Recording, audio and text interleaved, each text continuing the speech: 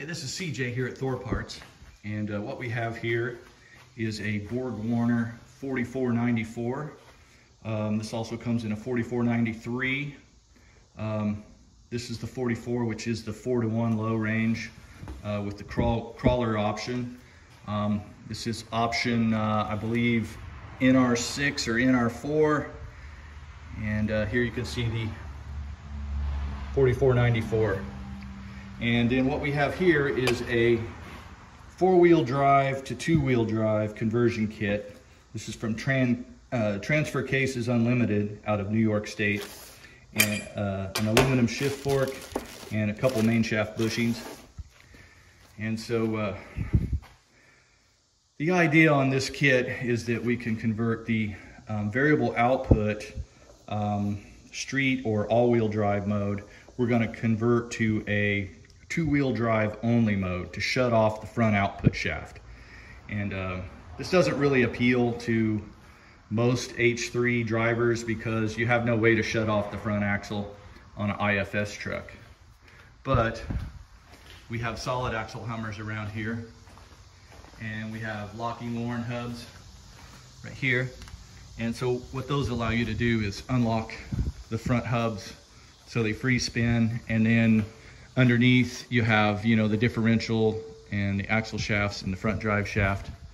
And with this kit, you can turn all of that off and save some wear and tear, particularly on highway miles. So let's tear this thing apart and see what we got. So to install this kit, obviously the first thing you have to do is pull the transfer case. It's very simple. It's about a 10-minute job. You got to pull both drive shafts out. Then there are 5 bolts. This is unique to this transfer case. Pretty much everything else from New Process has a 6-bolt transfer case. Hummer H3s and the Borg Warner use a 5-bolt adapter. So you take these 5 nuts off. There's a gasket that goes between here and the transmission, and I can guarantee you're gonna destroy that. So before you tackle this job, order this new gasket from GM Parts online or somewhere. It's a pretty easy to find item.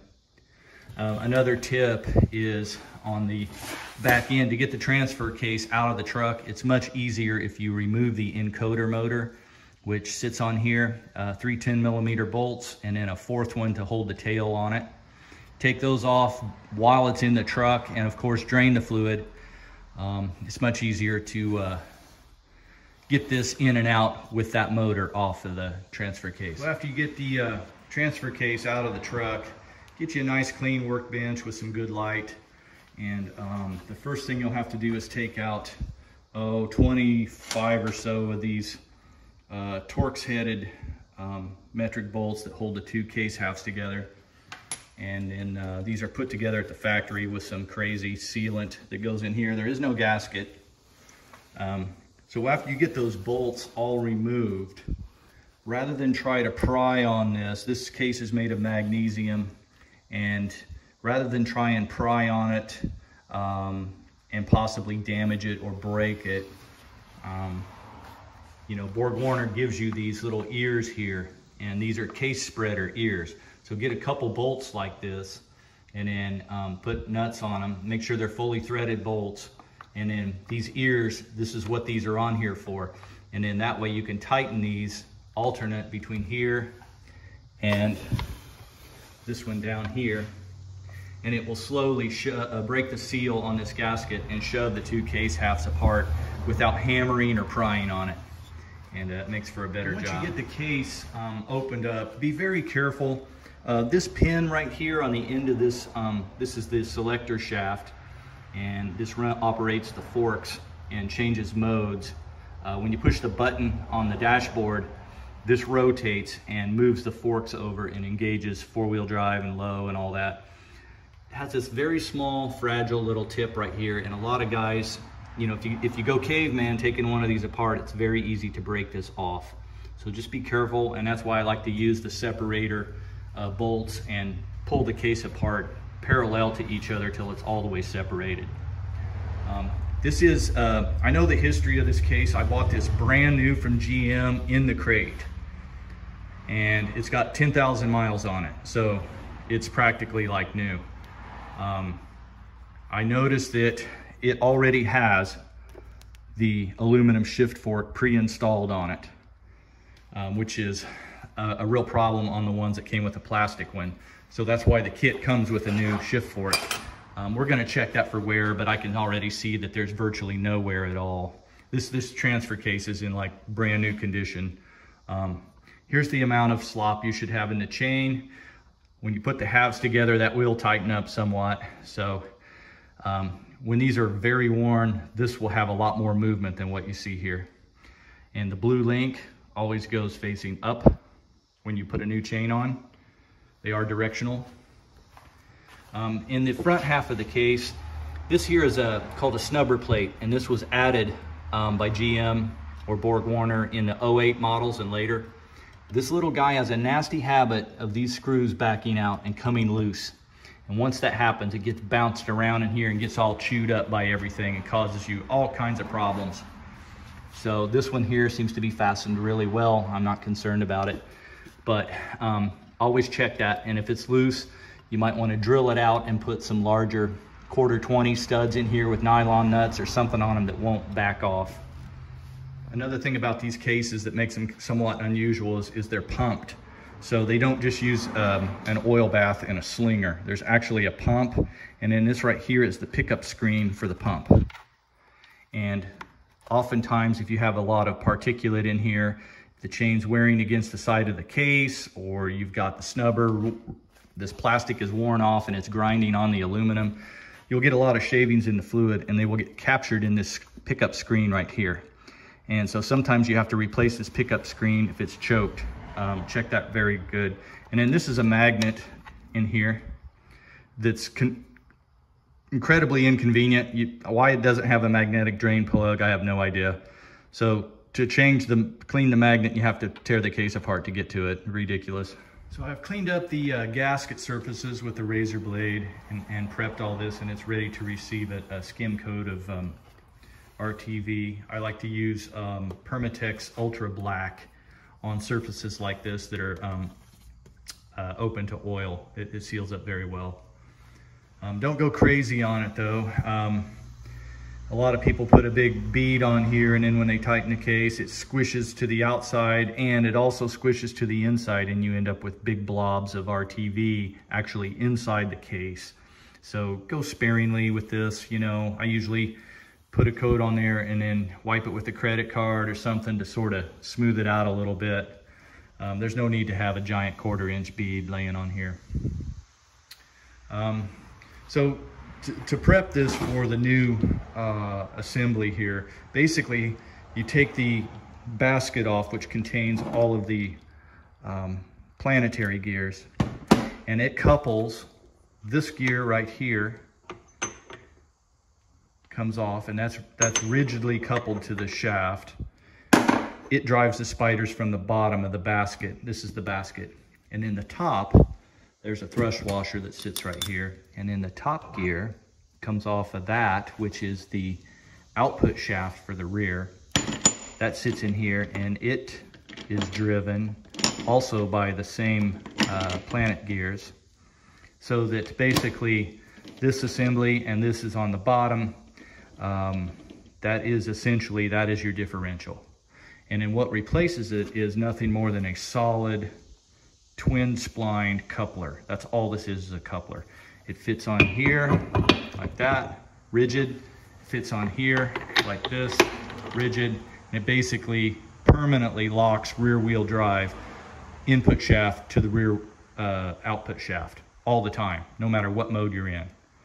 And it gets rid of the variable output basket.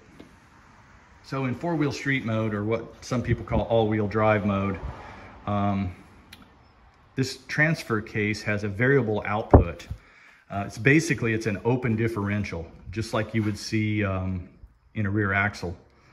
And it works very similar if you've ever had a single track axle and it's, spinning the yoke, you can grab one wheel and it'll send the power to the other wheel. And then, if you grab that wheel, it sends the power to the left wheel or whatever.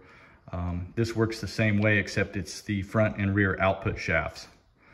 And that is done via this assembly right here. which uses a sun gear and some planetary gears that orbit around it. Here you can see a 40/60 is stamped on it. So I'm assuming that's 60 to the rear and 40 to the front percentage, but it does vary. This will vary clear down to 0 and 100. And when you break a front axle on a Hummer and you often wonder why you don't go anywhere, this is why. It always sends the power to the end of the truck that senses slip. And it works pretty good most of the time, and it's really great for, you know, housewives and people that just want a great all-wheel drive in the snow or sand or mud like that. This thing is really hard to beat, and it unlocks itself, you know, when you go around corners, so you have a real smooth transition of power, not too much binding or anything. But when we go to the extent of wheeling where I'm at with this truck, I would, you know, as much as I hate to get rid of this, because I do use this, there's no way to shut off the front drive line, and to me that's more important than having this. So that's where this solid piece comes in that's going to replace it. Okay, as I mentioned earlier, this kit from Transfer Cases Unlimited comes with the coupler, a new aluminum shift fork, and it also comes with new,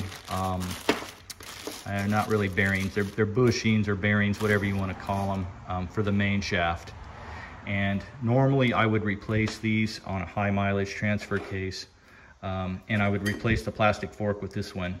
But I know for a fact that this case has less than 10,000 miles on it. It's essentially brand new.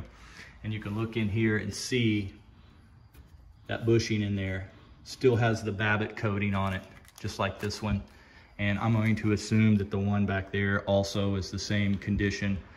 So I'm not going to screw with any of that. I've already got the aluminum fork. I'm not going to take that off. The chain is in great shape. I'm not going to mess with that. So this is literally a disassemble, plug and play. I'm putting this coupler on, taking this basket off. I'm going to seal it back up and run it. But most people that would be doing this would probably have 150,000 or so. And that's about the time you have problems with the plastic shift fork. You'll have chain stretch. You want to replace that possibly. And then these main shaft bushings wear out here.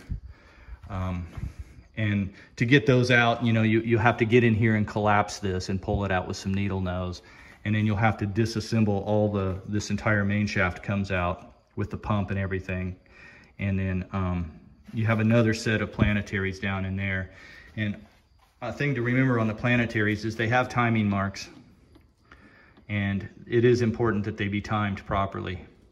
So you can see there's a mark right there, and there's another one right there. Those all have to be in alignment, and same on the bottom. You've got dots on the bottom that have to be in alignment when you put this gear in there. Very critical. If you don't, it's not going to give you the 60/40, and it's going to bind. And the same is true for this one that's down in here. Okay, once you get everything back together, I took a razor blade and trimmed off all the squeeze out of the sealant, and cleaned up the mating surface where it goes on the adapter to the transmission. Once again, go ahead and order this gasket. Get it on hand ahead of time, because you're never gonna, this always rips when you take it on and off. Right now, I have it sitting in low range, and you can see that I'm a 4-to-1 on the rotation here. And I'm turning both front and rear outputs. And then if you want to, I highly recommend testing this out, cycling through the gears here with a pair of pliers. There's neutral. Go into high range right there, high range 4-wheel drive. And then finally, get back to 2-wheel drive. Fill it up with Dex 6. A lot of chatter on the internet about what's the proper fluid. It is Dex 6, period. You don't need to, you know, ask opinions, poke around on the internet. Dexron 6, that's the fluid you want to use in this transfer case. In 08, the fill plug is right here. This is the drain plug. In 06, this is in the wrong place. So on 06 and 7, early versions of this transfer case, which also have the plastic fork, you need to fill it up to here, put both the plugs in, obviously, fill up the fill plug up to this level, and then you have to pull this out. Take this speed sensor out and pour an additional about a cup more in through this hole, because the fill plug is located too low on the early ones. This is a later one, so we're all good on this one. So we're ready to fill it up and bolt it back in, take her for a drive. Yeah, it's also worth mentioning that, you know, hang on to your old parts, your old Planetarian Sun variable output here, because this is a non-destructive mod. So you can always put this back at some point in the future. It's really very easy to do. Just make sure that you get your timing marks and everything correct on this before you put it back in there. So I'm gonna put this in a plastic bag with some oil and just label it what it came out of, how many miles, and then that way in the future, if I ever wanna go back, I've got that, and it's just a, you know, once you get the case out of the truck, it's literally a half-hour job to put that back in.